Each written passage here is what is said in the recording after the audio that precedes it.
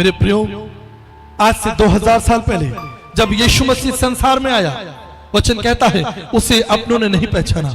जानते हैं क्यों? क्योंकि शायद वो यीशु घोड़े पर सवार नहीं था और शायद उसके हाथों में तलवार नहीं थी। वचन कहता है वो तो नम्र और दीन था, वो तो नम्र और दीन था, वो तो तरस से भरा था, इसलिए लोगों ने उसे पहचाना नहीं। वो सोचते थे कि परमेश्वर जब इस संसार में आएगा उसके सर पर एक ताज होगा, उसके पास एक रथ होगा, उसके पास एक बड़ा राज्य होगा। लेकिन यीशु ऐसा नहीं था। उसने अपनी सवारी के लिए शेर को नहीं चुना, उसने अपनी सवारी के लिए रथों को नहीं चुना, लेकिन उसने अपनी सवारी के लिए संसार के सबसे नम्र स्वभाव के जानवर को चुना। हम जानते हैं उसने गधे के बच्चे को चुना। वो नम्र था और दीन था, वचन कहता है, इसलिए उसे लोगों ने पहचाना नहीं। वो अपने घर आया और अपनों ने उसे नहीं पहचाना। यीशु मसीह इस संसार में क्यों आया, हम इस विषय पर बातचीत करेंगे। जब प्रभु यीशु मसीह जक्कई के घर आए, हम जानते हैं जक्कई एक प्रभावशाली व्यक्ति था और वो यीशु मसीह को देखना चाहता था। यीशु कैसा है जिसके विषय में लोग चर्चा कर रहे हैं, जो मुर्दों को जीवन देता है, जो अंधों को आंखें देता है, वो कैसा दिखता है। एक जिज्ञासा है उस यीशु मसीह को देखने की। क्या वो लंबा है, क्या वो नाटा है, क्या उसके बाल बड़े हैं, वो दिखता कैसा है, उसके कपड़े कैसे हैं। आपको बताना चाहता हूं यीशु कोई साधारण शब्द नहीं है, यीशु कोई साधारण नाम नहीं है। जब यीशु मसीह निकलते थे, जब यीशु मसीह सभाओं के लिए जाते थे, हजारों लोग यीशु मसीह के पीछे आते थे। इसलिए वचन में लिखा है ये जक्कई यीशु मसीह को देख नहीं पा रहा था क्योंकि इतनी भीड़ थी, इतनी भीड़ थी। लेकिन तब एक बड़ा चमत्कार हुआ, बड़ा चमत्कार हुआ। यीशु ने जक्कई को नाम लेकर बुलाया। उसने कहा जक्कई आज मैं तेरे साथ तेरे घर चलूंगा, और न केवल इतना, आज मैं तेरे साथ भोजन करूंगा। हम वचन पढ़ते हैं एक अद्भुत कार्य लिखा है। जक्कई ने खड़े होकर कहा, हे प्रभु देख मैं अपनी आधी संपत्ति कंगालों को देता हूं, और यदि किसी का कुछ अन्याय करके लिया है तो उसे चौगुना वापस करता हूं। वचन कहता है तब यीशु मसीह ने कहा, क्योंकि मनुष्य का पुत्र खोए हुओं को ढूंढने और उनका उद्धार करने के लिए आया है। यीशु मसीह आपको ईसाई बनाने नहीं आया है, यीशु मसीह आपको जीवन देने के लिए आया है।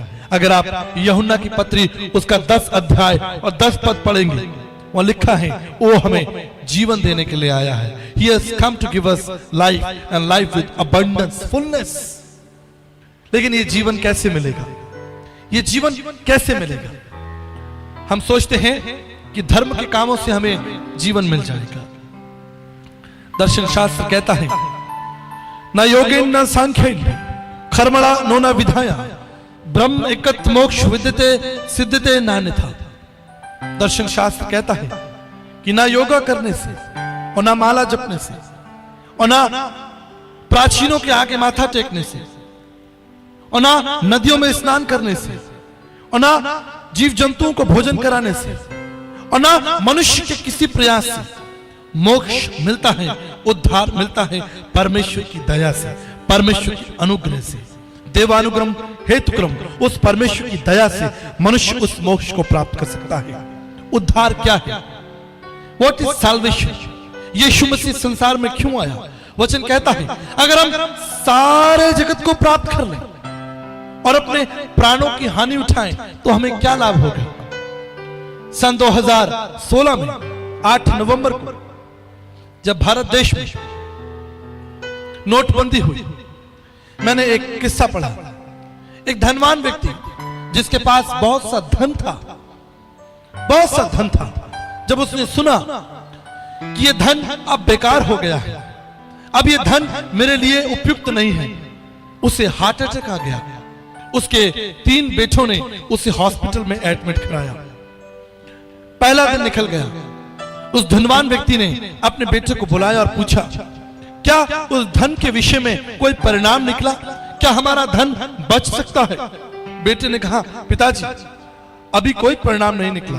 शायद हमारी ये संपत्ति, हमारा ये धन नष्ट हो गया है। दूसरा दिन आया, उस व्यक्ति ने पूछा, क्या हमारे उस धन को बचाया जा सकता है? बेटों ने कहा, पिताजी हम कुछ नहीं कर सकते। और तीसरा दिन भी आया, क्या वो धन बच सकता है? बेटों ने कहा, हमें कोई उम्मीद नहीं है। और इस नाउम्मीदी के साथ वो व्यक्ति उस हॉस्पिटल में मर गया। वचन कहता है, क्या लाभ कि तुम सारे संसार को प्राप्त कर लो और अपने प्राण और अपने आत्मा की, अपने शरीर की, अपने जीवन की हानि उठाओ? क्या लाभ? यीशु मसीह संसार में क्यों आया?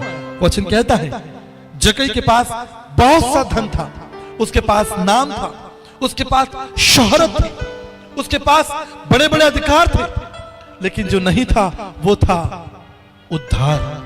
जो नहीं था वो था पापों की क्षमा।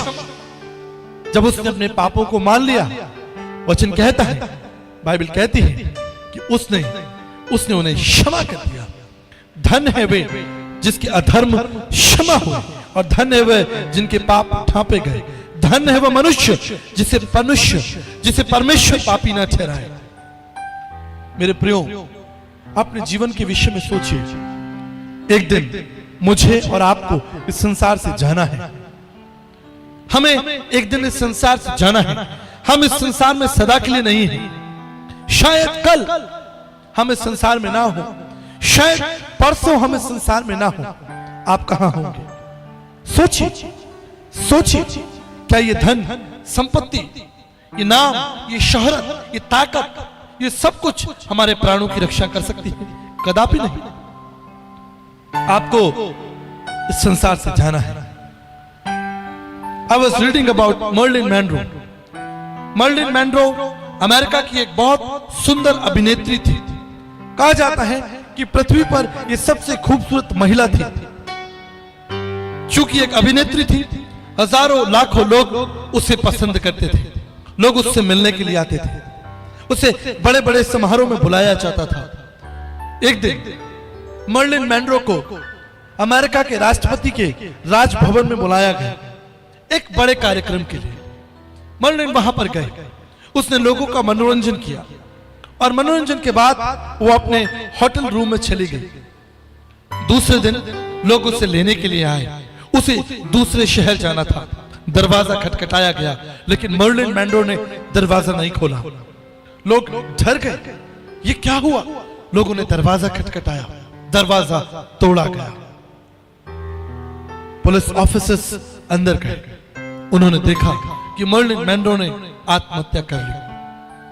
She committed suicide. इससे पहले कि मर्लिन मैनरो इस संसार को छोड़कर जाती, उसने एक पत्र लिखा। उसने कहा, मेरे पास धन है, संपत्ति है, नाम है, ख्याति है, सब कुछ है, लेकिन मेरे जीवन में शांति नहीं है। मेरे जीवन का कोई लक्ष्य नहीं है। मेरा जीवन अकेला है। मेरे प्रियो, बिल्कुल मर्लिन मैनरो के समान, बिल्कुल स्टीव जॉब्स के समान शायद हमारे पास सब कुछ हो, लेकिन अगर हमारे पास परमेश्वर का पुत्र प्रभु यीशु नहीं है तो हम निश्चित अकेले हैं। हम टूटे और बिखरे हुए हैं। पास्कल, एक ग्रेट साइंटिस्ट और मैथमेटिशियन, उन्होंने एक बात कही। उन्होंने कहा, हर एक व्यक्ति के मन में, उसके हृदय में एक खाली स्थान है, एक खाली स्थान है, और वो खाली स्थान न धन से, न नाम से, न शोहरत से, और न संसार की किसी भी चीज से भरा जा सकता है। वो खाली स्थान केवल परमेश्वर के पुत्र अर्थात प्रभु यीशु मसीह के द्वारा भरा जा सकता है। दूसरा कोई तरीका नहीं है। मेरे प्रियो, आपके पास सब कुछ है, आपके पास सब कुछ है, लेकिन अगर आपके पास प्रभु यीशु नहीं है, आपके पास शांति नहीं है, आपके पास जीवन का कोई लक्ष्य नहीं होता। आपने देखा है, जब एक फुटबॉल प्लेयर ऐसे ही एक मैदान में फुटबॉल को लेकर दौड़ता है, वो कहां दौड़ता है?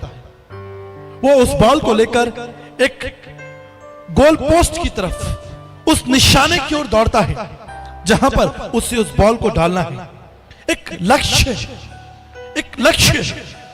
अगर वो गोल पोस्ट वहां पर ना हो, अगर वो लक्ष्य वहां पर ना हो, मैं आपसे प्रश्न पूछना चाहता हूं, वो कहां तक दौड़ेगा?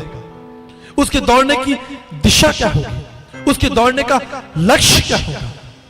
बिल्कुल इसी समान, बिल्कुल इसी समान अगर हमारे जीवन में प्रभु यीशु नहीं तो हमारे जीवन का कोई लक्ष्य नहीं। हम कहां दौड़ रहे हैं, हम कहां पहुंचेंगे शायद नहीं पता। इसलिए यीशु मसीह संसार में आया। हम शायद भूल कर रहे हैं, हम शायद भूल कर रहे हैं। मैं आपके सामने एक पद पढ़ना चाहता हूं। वचन कहता है, पहला यूहन्ना 1:9, यदि हम अपने पापों को मान लें तो वो हमें पापों से क्षमा करने और सब अधर्म से शुद्ध करने में विश्वास योग्य है। यीशु मसीह इस संसार में क्यों आया? उसने उस खतरनाक मृत्यु को, उस भयंकर पीड़ा को क्यों उठाया? इसलिए कि आपके अधर्म और आपके पाप मिटाए जाए और आपका नाम जीवन की पुस्तक में हो, आपका नाम जीवन की पुस्तक में हो। वचन कहता है, अगर आप प्रकाशित वाक्य की पुस्तक पढ़ते हैं, वहां लिखा है, मैं आपके सामने पढ़ना चाहता हूं, प्रकाशित वाक्य की पुस्तक उसका 22 अध्याय और 12 पद, देख मैं शीघ्र आने वाला हूं, हर एक काम का प्रतिफल और बदला देने का प्रतिफल मेरे पास है। मैं अल्फा और ओमेगा हूं, पहला और अंतिम हूं। धन्य है वो जो अपने वस्त्र धो लेते हैं, उन्हें जीवन के वृक्ष के पास आने का अधिकार मिलेगा। धन्य है वो जो अपने वस्त्रों को धो लेते हैं, जो अपने अधर्म और अपने पापों को मान लेते हैं और छोड़ देते हैं। उस दिन जक्कई बुद्धिमान निकला। उसने परमेश्वर के पुत्र प्रभु यीशु मसीह को देखा और वो समझ गया कि मेरा धन, मेरी ताकत, मेरा ऐश्वर्य, ये सब कुछ व्यर्थ है। और वो प्रभु के पैरों में गिर गया और उसने कहा, प्रभु आज मैं अपनी गलती को मानता हूं, आज मैं अपने धर्म को मान लेता हूं। यीशु ने क्या कहा? आज इस घर में उद्धार आया है। Today is the day of salvation. आज इस घर में उद्धार आया है। वचन कहता है, प्रेरितों के काम 3:19, मन फिराओ और लौट आओ कि तुम्हारे पाप मिटाए जाए। मन फिराओ, लौट आओ कि तुम्हारे पाप मिटाए जाए। मैं आपके सामने एक वचन पढ़ना चाहता हूं।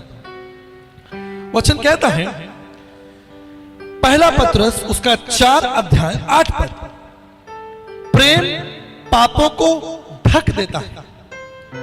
प्रेम पापों को ढक देता है। ये कैसे होता है? ये कैसे होता है?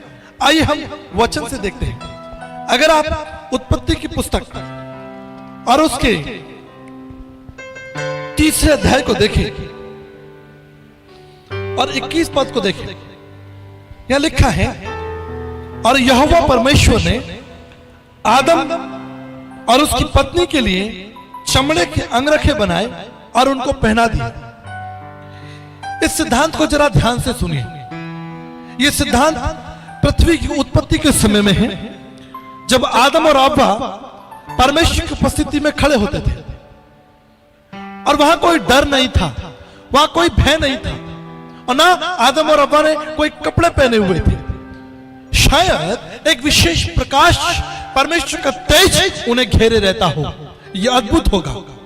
लेकिन एक दिन क्या हुआ, जब यहोवा परमेश्वर आदम और हव्वा से मिलने के लिए आए, वचन कहता है 3 अध्याय और उसके 8 पद में कि आदम और हव्वा परमेश्वर की उपस्थिति से छिप गए। ये पहले कभी नहीं हुआ। आदम और हव्वा परमेश्वर की उपस्थिति से छिप गए और डरने लगे। ये कल तक तो नहीं था। कल तक तो आदम और हव्वा परमेश्वर के साथ संगति करते होंगे। शायद आदम और हव्वा दौड़कर परमेश्वर को पकड़ लेते होंगे। ये कितना अद्भुत होगा, ये कितना सुंदर होगा। सृष्टि और सृष्टिकर्ता के मध्य एक संबंध, बिल्कुल एक मां के समान, एक पिता के समान। जब उन्हें उनके बच्चे देखते हैं, उनको पकड़ लेते हैं। लेकिन एक दिन क्या हुआ, जब यहोवा परमेश्वर आदम और हव्वा से मिलने के लिए आया, वो डर गए और छिप गए, क्योंकि वहां पर पाप आ गया था, अंधकार आ गया था, झूठ आ गया था। परमेश्वर ने उनकी दशा को देखा, परमेश्वर ने विलाप किया, उसका हृदय टूट गया। उसने कहा, अरे तुमने वो फल खाया जिसके लिए मैंने तुम्हें मना किया था। आदम और हव्वा नंगे हो गए, परमेश्वर की उपस्थिति से छिपने और डरने लगे। तब क्या हुआ? वचन कहता है यहोवा परमेश्वर एक निष्कलंक मेमने को वध किया, निष्कलंक मेमने का वध किया और उसके चमड़े से, ध्यान से सुनिए, उसके चमड़े से आदम और हव्वा की नंगता को ढक दिया। परमेश्वर ने निष्कलंक मेमने के चमड़े से आदम और हव्वा की नंगता को ढका। वचन कहता है कि प्रेम पापों को ढक देता है, प्रेम पापों को ढक देता है। परमेश्वर ने आदम और हव्वा की नंगता को ढका। आप जानते हैं कैसे? वो निष्कलंक मेमना कौन था? वो निष्कलंक मेमना कौन था? वो निष्कलंक मेमना कोई और नहीं, आपका प्रभु यीशु मसीह था। बाइबल कहती है हमने जब अपना अपना मार्ग ले लिया, हम भटक गए, हम गिर गए, हमारे पास कोई रास्ता नहीं था, हम नंगे हो गए। ठीक उसी समय वचन कहता है जब हम पापी ही थे, book of Romans chapter 5 verse 8, जब हम पापी ही थे, यीशु मसीह हमारे अधर्मों के लिए मारा गया। उसने उस क्रूस के महत्व, उस बड़े बलिदान को सह लिया। आप जानते हैं इस संसार में बहुत से लोग हैं जो पाप की परिभाषा को नहीं जानते, पाप की परिभाषा को नहीं जानते। मैं इसके लिए आपको एक उदाहरण देता हूं। साधु सुंदर सिंह जी, हम जानते हैं ये नाम पंजाब की धरती में एक महत्वपूर्ण नाम है, आदरणीय साधु सुंदर सिंह जी। एक बार साधु सुंदर सिंह जी एक बड़े जलाशय, जलधारा में स्नान कर रहे थे। हजारों टन पानी उस झरने से बहते हुए उनके ऊपर गिर रहा था। अद्भुत था। स्नान के दौरान उन्हें एक बात स्मरण आई, क्यों ना मैं थोड़ा सा जल अपने घर ले चलूं, क्योंकि इस जलधारा का जल बहुत मीठा और ठंडा है। और ये सोचकर उन्होंने उस मटके में जल को भर लिया और अपने कंधे पर रखकर अपने घर की तरफ चलने लगे। जब वो मार्ग में थे उन्हें थकान का अनुभव हुआ और उन्होंने उस मटके को नीचे उतार दिया। और जब उन्हें आराम मिला, उन्हें चैन मिला, उन्होंने उस मटके को वापस अपने कंधे पर रखा और अपने मार्ग की तरफ चलने लगे। फिर थक गए और फिर उन्होंने उस मटके को नीचे रखा।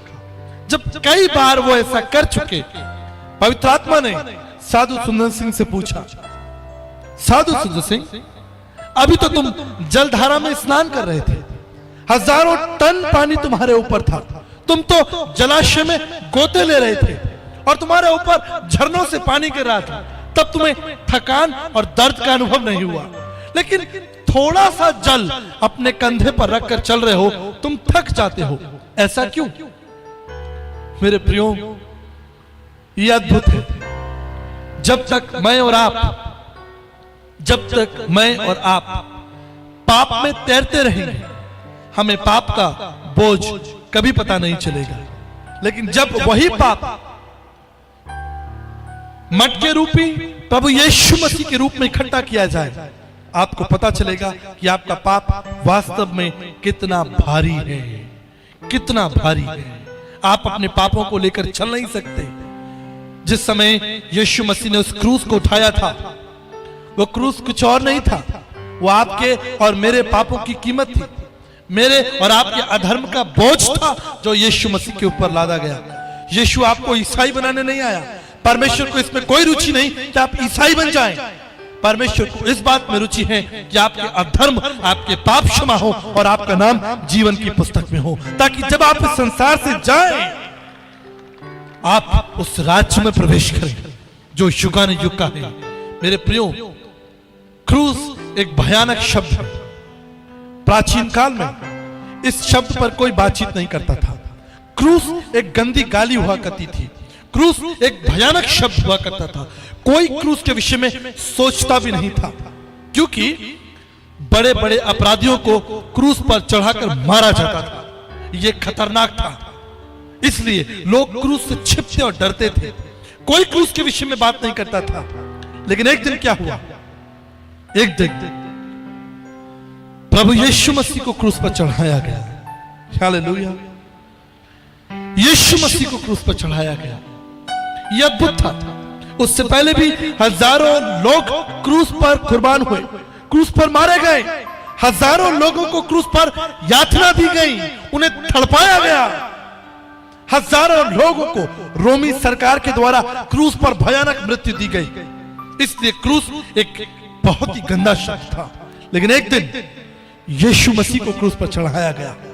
मेरे प्रियो, जो सबसे गंदा था, जो सबसे घृणित था, वो आज इस संसार का उद्धार का शब्द है।